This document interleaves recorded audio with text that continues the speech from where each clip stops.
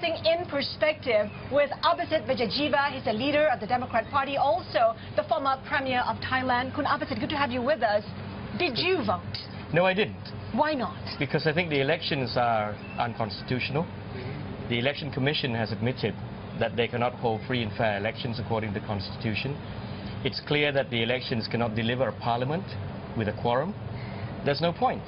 And we have insisted for a number of weeks now that the best solution, the best way forward for the country is, rather than wasting 3 billion baht, risking the lives of people, for the government to recognize that there is need for postponement. But how can a Democrat Party function in the name of democracy without observing the whole democratic process? Well, I think free and fair elections are important to democracy. Why isn't it free and fair, well, as claimed by the Prime Minister? Why do you listen to a candidate? Why don't you listen to the Election Commission?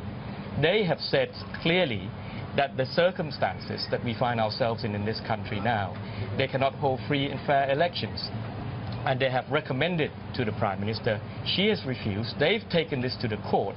The court says it's the power of the Prime Minister, after listening to reports of the Election Commission, to postpone the elections.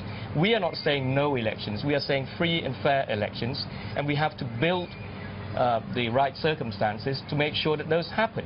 And to do so, the first step that should have been taken a couple of weeks ago is to postpone these elections. You're contesting a constitution which you yourself observed when you were Prime Minister. Why is it good enough for you, but not good enough for the current government? We're not contesting anything about the Constitution. Unlike the Prime Minister, who refused to accept verdicts of the Constitutional Court, who herself has said that she does not accept the Constitution and yet is willing to take power from this Constitution. We've respected the Constitution. We've respected the law all along. We haven't been engaged in election fraud. We accept all the verdicts of the Constitutional Court, of the Election Commission. We're following the law. But why does the government need to step down when it has the votes of 16 million people legitimately elected by the people? They've already had that mandate. They've already run the country for 2 years. They then betrayed the trust of the people in trying to push through an amnesty bill, which they explicitly said during the campaign that they would not. That led to mass protests. They dissolved the House. They are now caretaker government. A caretaker government cannot pursue policies. So when the people are demanding somebody that they can trust to oversee elections after some initial reforms have taken place, why cannot the government make that sacrifice to make sure that the country can move forward? Why has the Democrat Party given its backing to the anti-government protesters led by Kun Suthep? People who are protesting on the streets are doing so of their own accord. Kun Suthep and people, the leaders of the protest, have resigned.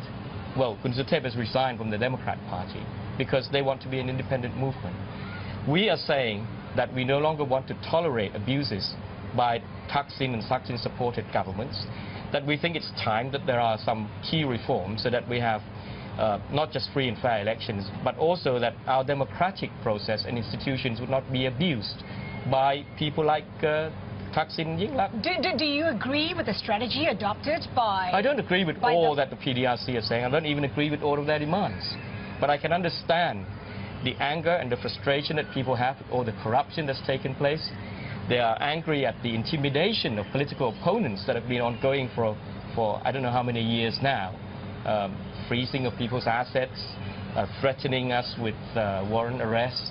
Now we have a series of shooting and grenades attacked at opposition politicians. This has to stop. And so to get the country out of this cycle of conflict and violence, and that's held Thailand back economically as well, hurting people economically as well, it's time to get some reforms going. Why cannot the government accept that? How do you see your political career, given what's transpired my from career November? My career is not as important as the direction the country is taking. But how do you view it? It's time the country takes a new direction, that we get to grips with the problems that we've struggled with over the last decade. It's held us back with political violence, political conflicts.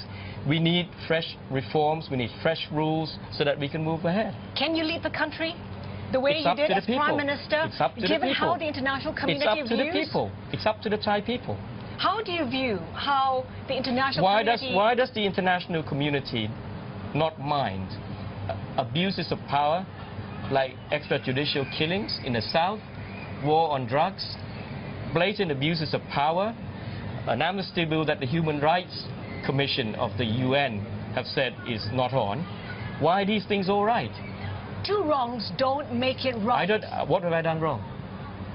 I have respected the law, I have respected the Constitution, I exercise my rights. But democracy is in question, however you look at it. I mean, international community, the international community cannot understand... Democracy is in question because democracy has been abused by Thaksin governments. And now we want to put that right. So we have a sustainable democracy, one that works for the people, not just for one family, with all the corruption and abuses of power. How do you say, what do you say to people who say that you have a different concept of democracy? I don't. I think in every democracy you have to have the rule of law. You don't allow people with a majority to put themselves above the law. Tell me in which democracy do you allow that? You don't.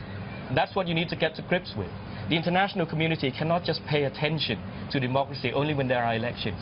They should pay attention to democracies when things are not during election, not just during election time. They should see that, government with a majority doesn't attend parliament, doesn't answer questions in the House, is not accountable, tries to put itself above the law, doesn't accept the verdict of the court. That's not democratic. Is the Democrat Party willing to make concessions? Because Prime Minister Yingluck has said that she did try to negotiate, she wanted to hold talks, but no concessions were being made. The way she says she wants to hold talks, she has preconditions. You can't discuss postponement of elections, you can't discuss her caretaker status, but there's no point talking if you're just setting preconditions like that. We are open to ideas. All we are asking as a political party is some real commitments to reform and enhancement of the electoral process so that people can regain that trust in the electoral process and the democratic process. That's all we're asking for. But she's refused all the time. We would like to show a map to our viewers of how divided Thailand is. However you look at it, it is a country that's been divided and the division is very deep.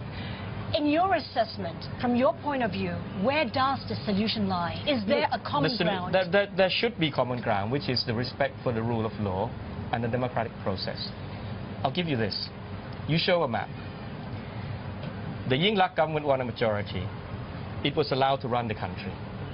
But the Yingluck government said people who didn't vote for her, she would not even develop their areas, give them any budget, cancel projects.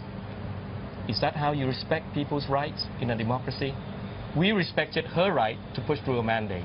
And the protests only erupted because she betrayed that trust and explicitly did something that was counter to what she was saying during the last election campaign. So there is plenty of middle ground. People only need to respect the law and the process, and we can move ahead. Is there a solution in the near term? A lot of people say that there is. But the Prime Minister has to take that first step of admitting that these elections are getting us nowhere, that there needs to be talks, that there has to be postponement, that she may have to step aside so that people have the trust to have free and fair elections. What would you do if you were to return to lead the country? Well, I would certainly push for reforms that are very much needed now to get rid of the corruption, to move the country ahead so that we can actually fulfill our economic potential.